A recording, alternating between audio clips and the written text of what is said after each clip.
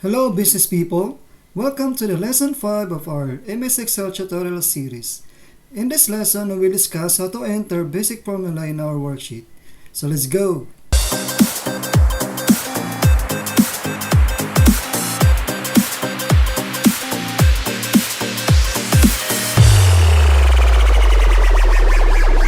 So before we will start, kung bago ka pa lang sa channel ko, ay pakiclick mo rin yung subscribe button at notification bell para lagi kang updated sa mga videos ko. Oh, hello guys! So another lesson na naman tayo ngayon, no? Using basic formula. So kung hindi nyo pa napanood yung mga previous lessons, no, nasa baba lang yung mga links nila. So paki-click nyo lang, no, before kayo manood ng lesson na ito. Okay?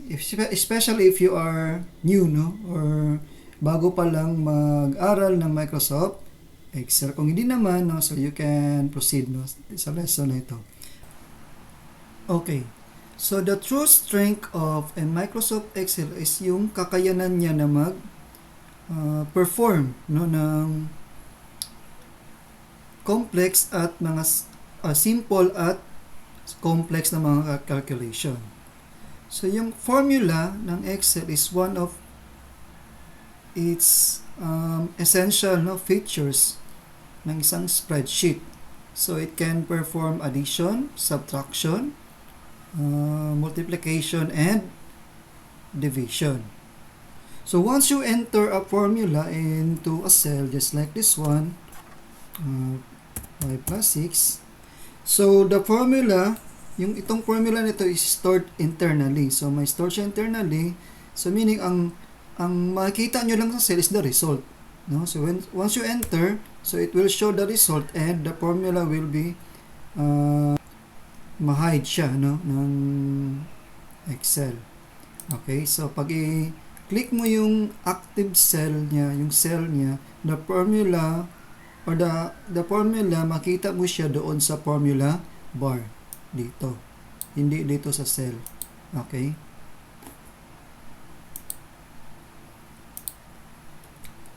so yan, no. So kung gusto mong i-edit yung formula, so you can edit that one. So ano nga ba yung formula ng Microsoft Excel? So ang formula is an equation, okay, that performs calculation, no. Pwede siyang addition, no, subtraction, multiplication, division, or pwede yung kukuha ka ng square root at yung exponents, no. So sa Excel meron tinatawag tayong value.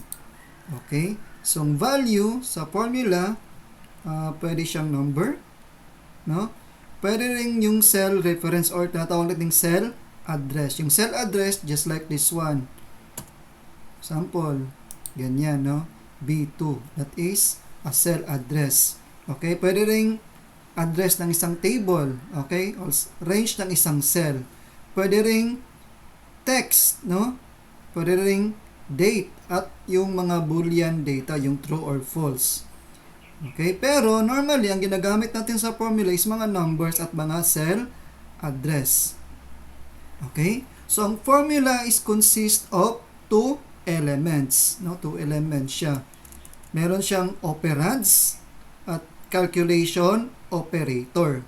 So yung operands, ito yung mga nag-identify na mga values na kailangan natin sa calculation. Okay, so yung operand can be constant value or variable value. For example, ang constant value is 5 plus 6, no.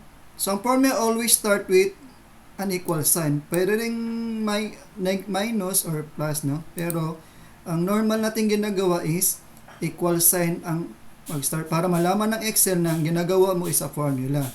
Okay, so itong 5 and 6, this is a constant value. Bakit? So hindi siya mag-change, constant siya.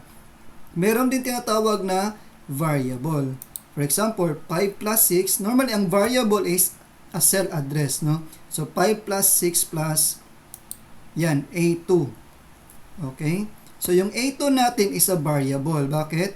Kasi pwede siya mag-change kung ano yung value natin dito sa A2.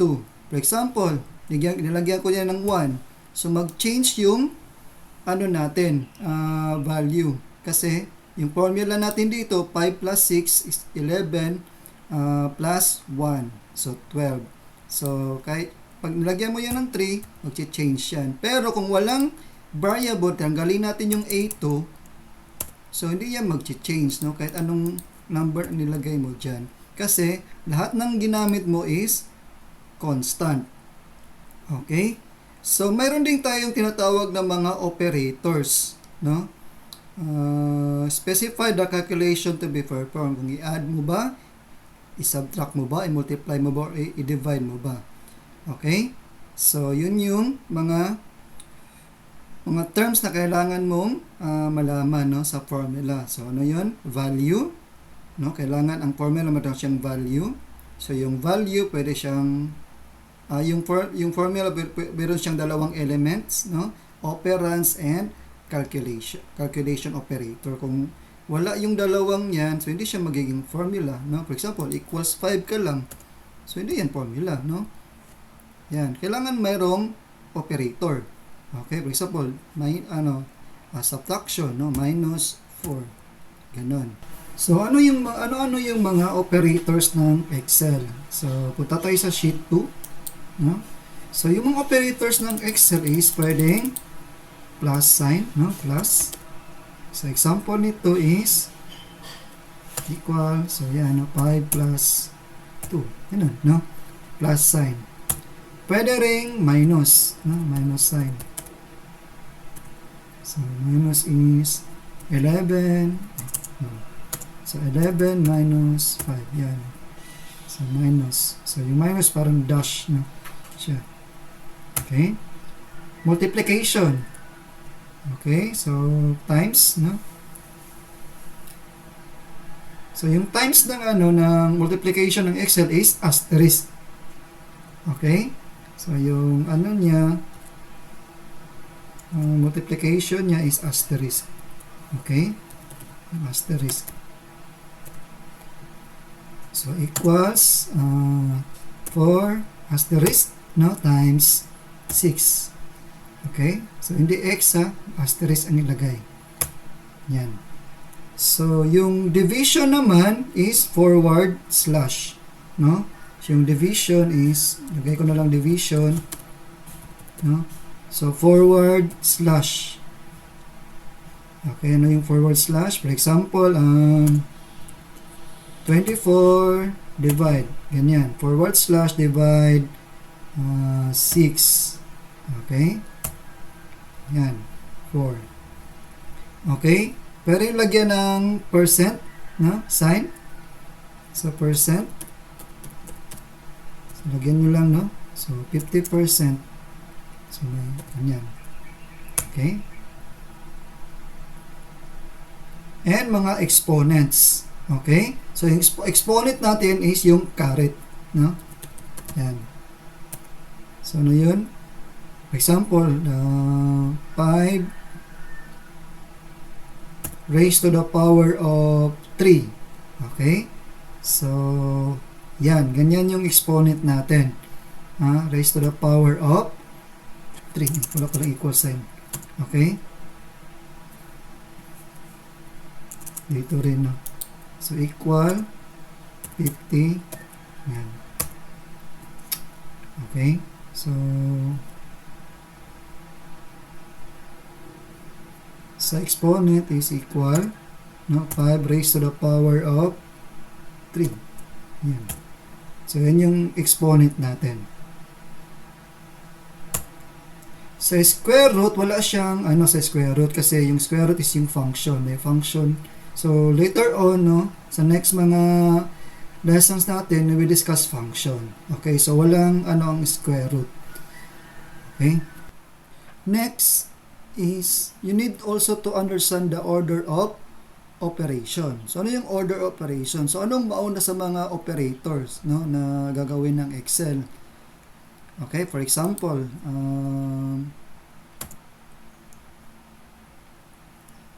Bigay tayo 5 plus 4 divide 2 times 2 plus 6. So, anong mauna sa kanila? Ay, minus 6. Okay? So, mauna ba yung minus? Plus ba? Division ba? Or multiplication ba? So, yun yung tanong dyan, no? So, merong acronym, no? Kung ano yung mauna. Order. So, ang ano is BIDMAS.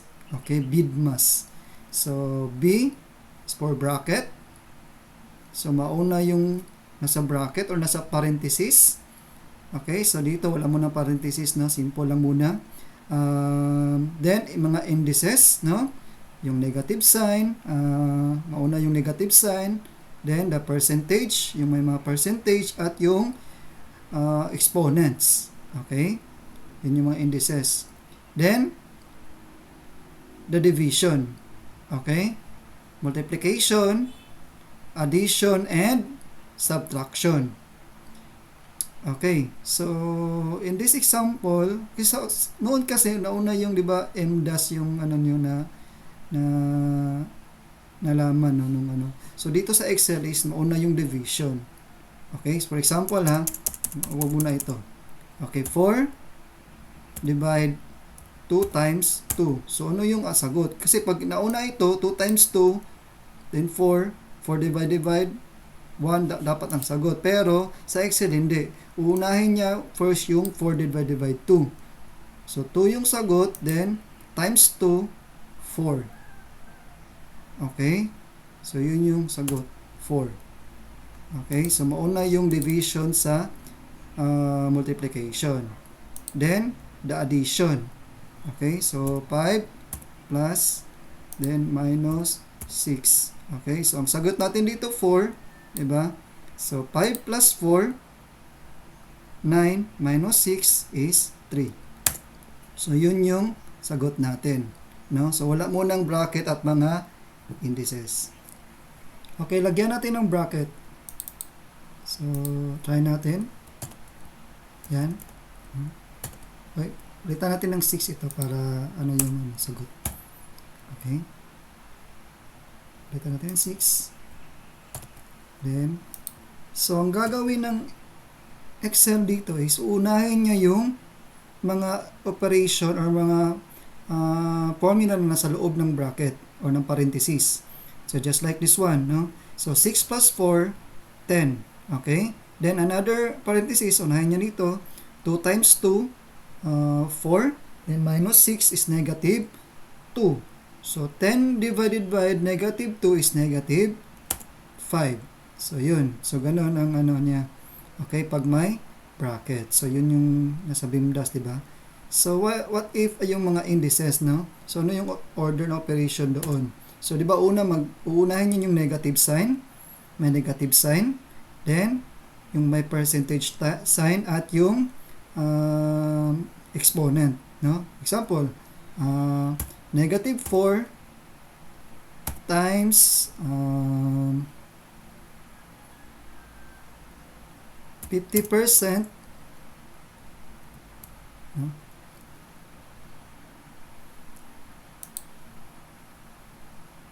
Okay, lagyan natin dito yung ano. Okay, so negative 4 raised to the power of 2. So, unahin niya yung negative, no? May negative. Ito muna ito.